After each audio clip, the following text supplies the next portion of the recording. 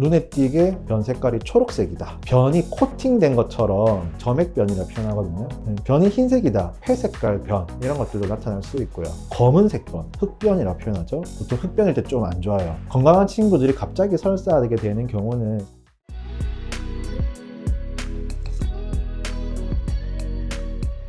강아지들을 처음 키우시는 분들 항상 여쭤보는 게 밥 잘 먹었어요? 응아 잘했어요? 요거를 항상 오실 때마다 여쭤보거든요.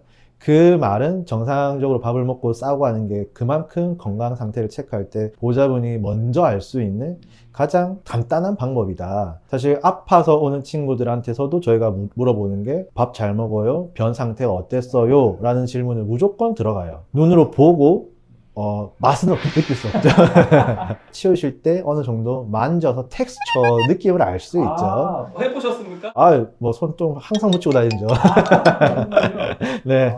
그리고 뭐 당연히 냄새도 어제보다 좀 고약한 냄새가 난다. 고구마 방구라고 표현하듯이 좀 독한 방구가 있다. 그런 것들. 그래서 보호자분이 내원하게 되었을 때는 사실 우리 아이가 어제랑 다르게 설사를 해요 라고 병원에 자주 오시죠. 우선적으로는 보호자분이 봤을 때 변의 형태는 맛동산이라고 표현하는 게 적당하죠. 맛동산. 그런 형태로 어느 정도의 말랑말랑하고 패드에서 집었을 때 패드에 묻지 않을 정도의 그런 경도의 변은 정상변이라고 표현하고요. 뭐 황금똥 뭐 그렇게 뭐 얘기하죠. 이 정도인 변은 좀 많이 딱딱하겠다.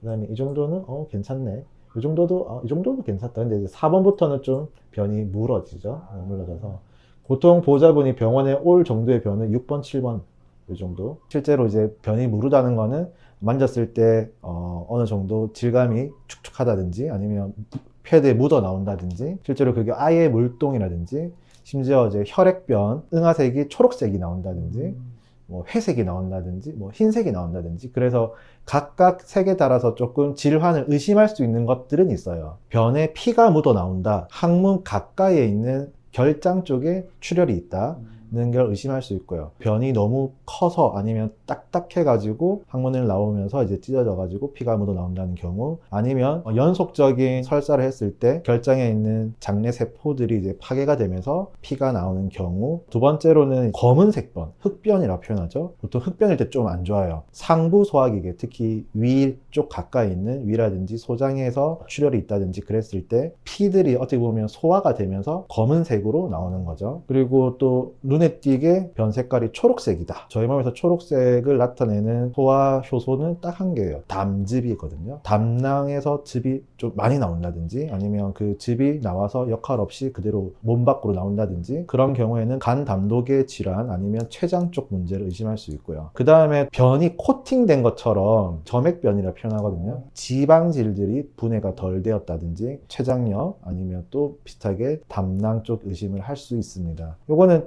좀 지저분한 얘기일 수 있는데 흰색 변이 흰색이다. 자세히 보면 기생충이 있을 수 있어요.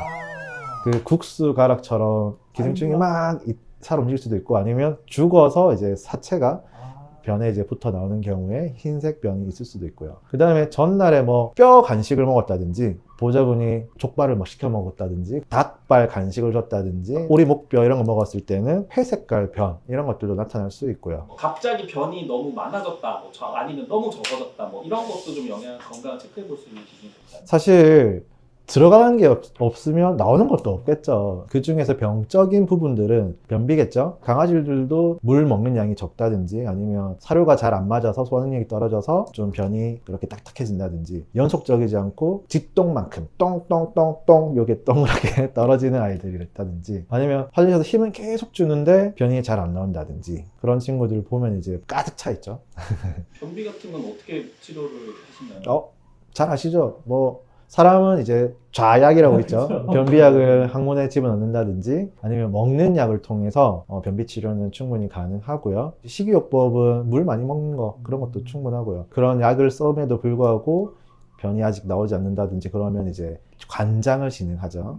집에서 해줄 수 있는 것들이 뭐가 있을까요? 우리한테 맞는 적절한 사료를 찾는 것도 1번이고요. 건강한 친구들이 갑자기 설사하게 되는 경우는 시기성 설사가 많아요. 안 먹었던 간식을 먹었다든지 아니면 사료를 바꿀 때 설사를 한다든지 보통 장은 매일 먹는 거에 대해서 최적화되어 있어요. 특히 장에는 정상적인 세균총들이 있고 쫙 깔려 있거든요. 근데 그 세균총이 무너지는 일이 있다든지 보통 그럴 경우에 그 사이를 삐집고 들어가는 것들이 이제 병원균이 되겠죠. 사실 먹었던 것만 먹는 게 제일 좋고요. 혹시라도 새로운 사료를 바꿀 때는 충분한 시간을 가지고 서서히 바꾸는 그런 식으로 해주시면 제일 좋고, 그 다음에 저희도 유산균 먹잖아요. 강아지들도 유산균 엄청 좋습니다. 꾸준하게 먹여주시면 좋아요. 우리 반려견 아이들도 유산균 맛있게 매일 먹고 있습니까?